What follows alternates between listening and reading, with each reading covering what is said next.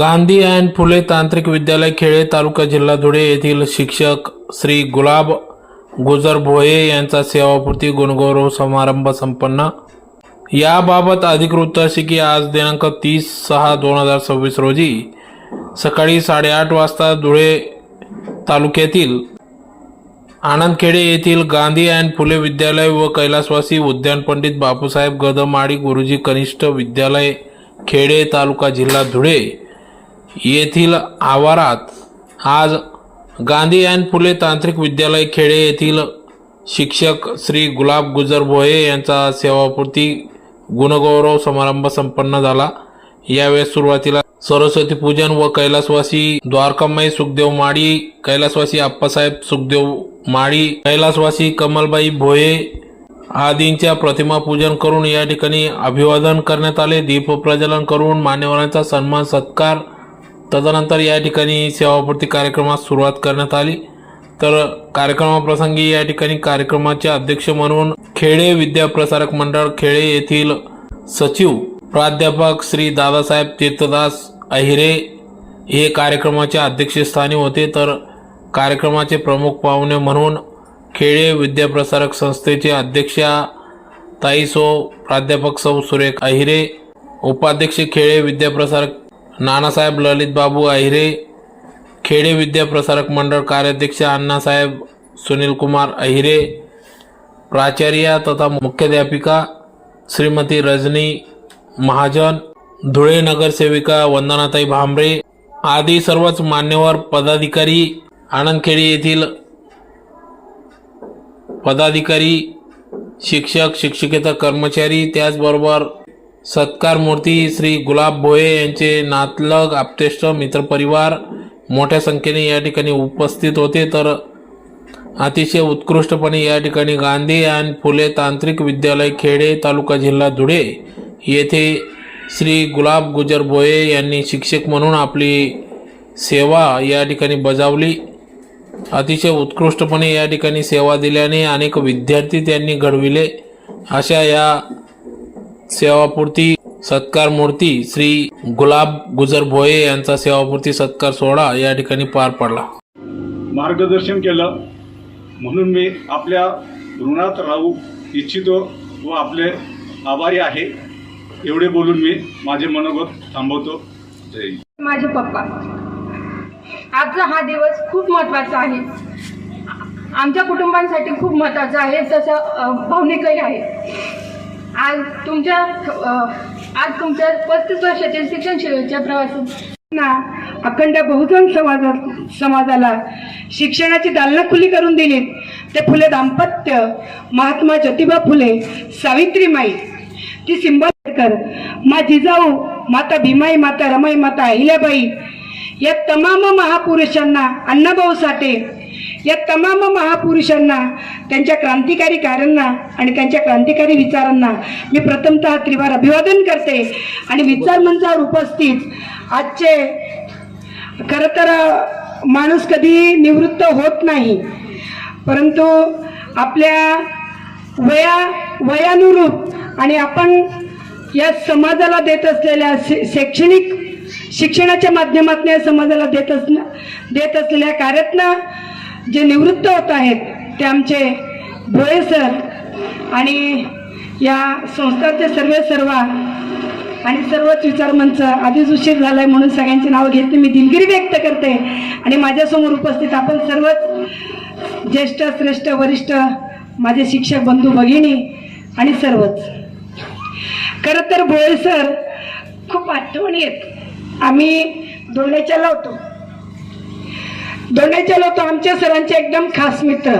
आज काही कारणास्तव सर येऊ शकले नाही, परंतु जेव्हा माझं लग्न झालं तेव्हा विचारमंचावर जेवढी मंडळी उपस्थित आहे आणि इथं जेवढे सगळे आमचे शिक्षक आहेत, सगळी मंडळी उपस्थित आहेत, यांचा फार सपोर्ट लाभलेला आहे। अण्णासाहेब भांबरे असतील किंवा मी असेल, माझा नवीनच संसार सुरू होता आणि मला या लोकांचा फार सपोर्ट लाभलेला आहे। प्रत्येकाची आठवण माझ्यासाठी आहे। आज एक वाईट वाटतं सर की तुम्ही आणि मॅडम सोबतच रामिला होतात, सोबतच जॉब केला, पण मॅडम काही अल्पशा आजाराने मॅडमांचं निधन झालं। ही गोष्ट खंत करण्यासारखी आहे। आज आवर्जून मॅडमांची आठवण येते, कारण मॅडमांचा फार सपोर्ट सरांना होता. आज सर आपण रिटायर होत आहात, जरी मॅडम नसल्या तरी तुम्हाला मुली आहेत, जावाई आहे, मुलगा आहे. आपण पुढील आयुष्य आपलं सुखाचं, समाजाचं, आरोग्यदायी जावो आणि पुन्हा आपलं आयुष्य या जनसेवेसाठी जावं, चांगल्या कामासाठी जावं. आपण शिक्षणदानाचं चांगलं काम केलेलंच आहे. येणाऱ्या आयुष्यात देखील आपल्या कामाचा, अनुभवाचा जो काही ठसा आपल्या समाजामध्ये पुन्हा आपण उमटवायचा आहे. आणि तुम्हाला मी शुभेच्छा देते. शेवटी म्हणतात, दोन औंढक्यांची होते सागरात भेट, दोन औंढक्यांची होते सागरात भेट, एक लाट तोडी दोघा पुन्हा नाही गाठ, क्षणिक आहे बाळ मेळ माणसांचा, तुझा आणि माझा वेगळा प्रवास. माणूस जन्माला येत असतं, एकमेकाला भेटत असतं, कुठल्याही माध्यमातून आपण प्रवास करतो तरी देखील आपण एकमेकाला भेटत असतो. कोणी अर्ध रत्नाचं उतरून जात असतं, कोणी प्रदीर्घ काळ आपल्याला आपल्या सोबत असतं. अशा अनेक आठवणी असतात, अनेक साठवलेल्या आठवणी असतात. परंतु एक दिवस असा येतो की आपल्याला एकमेकाला सोडून आपल्याला जायचंच असतं. तसं मॅडम तुम्हाला सोडून गेल्यात आणि उर्वरित आपला जो काही मित्र समुदाय असेल, नातेवाईक असतील, सगळे काय असतील ते आपल्या सोबत आहेत. आणि अशाच आपल्या सोबत सुखदुःखात आम्ही सगळेजण सोबत असणार आहोत. आपल्याला पुढील आयुष्यासाठी मी सन्माननीय व्यासपीठ, या कार्यक्रमाचे अध्यक्ष, या संस्थेचे सचिव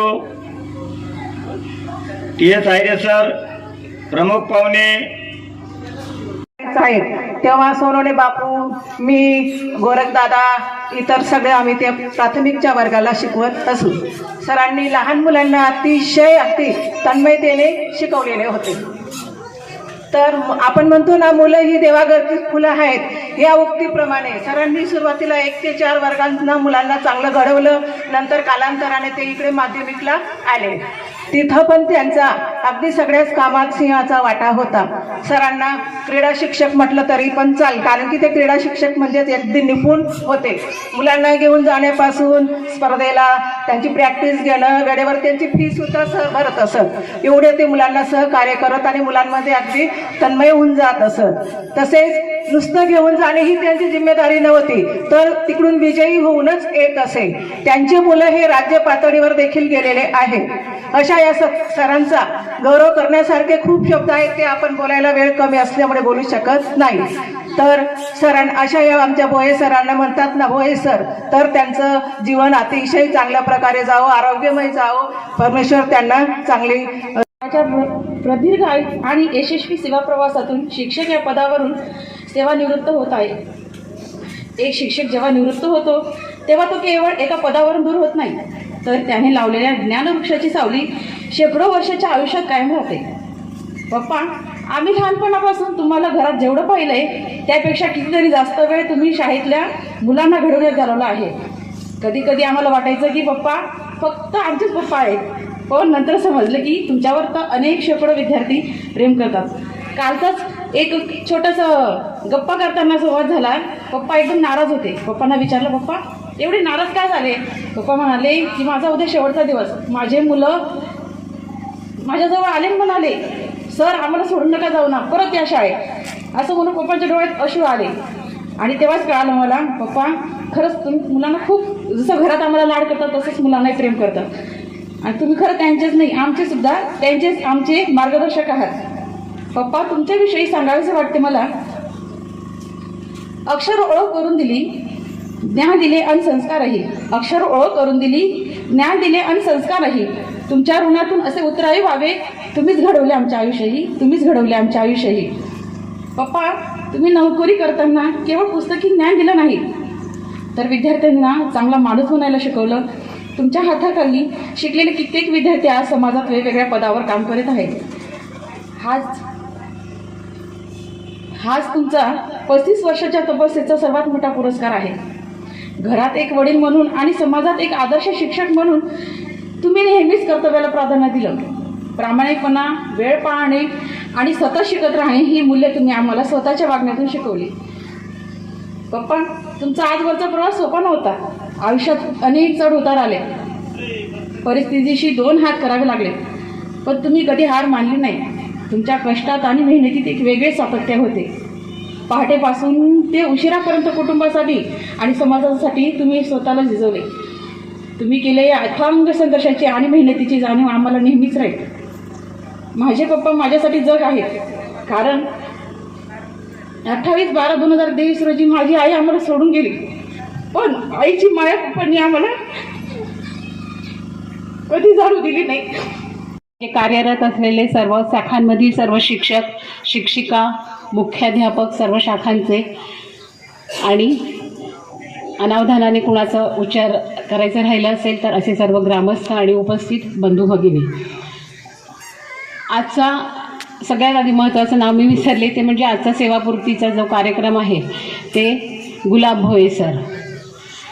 आजचा हा कार्यक्रम सेवापूर्तीचा कार्यक्रम. सेवापूर्ती म्हणजे तुमचे आयुष्यातील जी सर्वात मोठा दिवस असतो.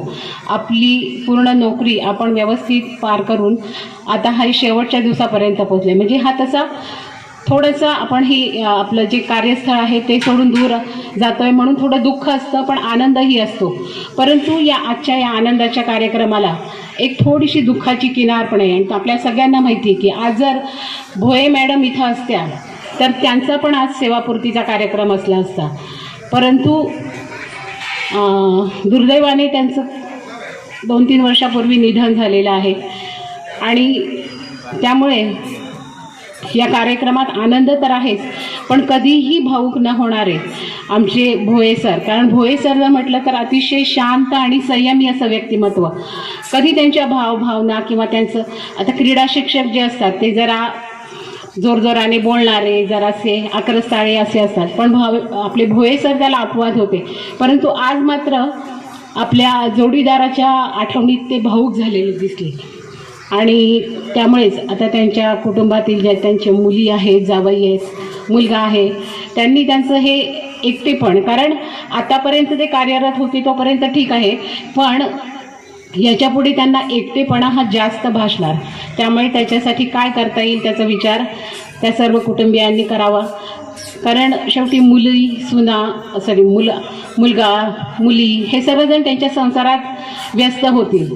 आणि सरांचा स्वभाव जर पाहिला आपण तर अतिशय शांत, ते स्वतःहून कुणालाच काही सांगणार नाहीत. त्यामुळे इथं जे उपस्थित नातेवाईक आहेत त्यांनी पण थोडंसं सरांच्या बाजूला उभं राहून काय करता येईल त्याचा विचार करावा. आता हे सर जे आहेत ते कधीच त्यांच्या भावना किंवा अतिशय शांत असल्यामुळे कधीच ते पूर्ण त्यांच्या 35 वर्षाच्या सेवेत कधी रागवले आहेत, कधी काय केलं आहे असं कधी मला आढळलंच नाही. कारण त्यांनी आपल्या ज्या शाखा आहेत, सुरुवातीच्या काळात ते आपल्या भामेरच्या शाळेमध्ये होते, त्यानंतर ते रामीला गेले, त्यानंतर खेड्याला आले. आपण पाहिले की जर बदली झाली की लोकांना खूप जीवावर येतं, कारण एका गावात आपण सेटल झालेलं असतो, तिथं आपलं घर झालेलं असतं, परंतु सरांच्या बाजूने कधीही तक्रार आली नाही. आणि ते कमी बोलत असले तरीसुद्धा एक आपल्याला लक्षात येईल की सरांचं काम मात्र बोलकं होतं. कारण ते क्रीडा शिक्षक असल्यामुळे आपल्या पावसाळी स्पर्धा असतील, हिवाळी स्पर्धा असतील, ग्राउंड आखणे, ही सगळी कामं अगदी ते न सांगता अचूकपणे करायचे. मुलांना वेगवेगळ्या स्पर्धांसाठी नेणं, मुलांची काही फी भरायची असेल तर ती पण ते आधी भरून त्यांना मुलांना सुखरूपपणे नेणे, त्यांना तिथे खेळून झाल्यानंतर आणणे, ही सगळी कामं अगदी शांतपणे करत होते. भोये सरांचा परिवार म्हटलं तर आज त्यांचे जोडीदार या स्वर्गवासी झालेले आहेत. त्यांना 2 मुली आणि 1 मुलगा. 2 मुलींपैकी मोठी मुलगी जी आहे तिचे यजमान म्हणजेच आपले प्राध्यापक जगताप सर हे आपल्या संस्थेत कार्यरत आहे. त्यांची मुलगी वैशाली ही सुद्धा एका धुळ्याच्या शाळेमध्ये शिक्षिका म्हणून काम करते आहे. लहान जावई आहेत ते इंजिनियर आहेत, मुलगी पण नाशिकला तिथं आहेत, ते दोघं जण तिथं. मुलगा पण मला वाटतं नाशिकलाच आहे, तो पण इंजिनियर आहे. म्हणजे त्यांनी त्यांच्या सर्व मुलांना व्यवस्थित शिक्षण देऊन त्यांच्या पायावर उभं केलेलं आहे. आणि आतापर्यंत सरांचं आरोग्य थोड्या किरकोळ तक्रारी सोडल्या तर चांगलंच गेलेलं आहे. या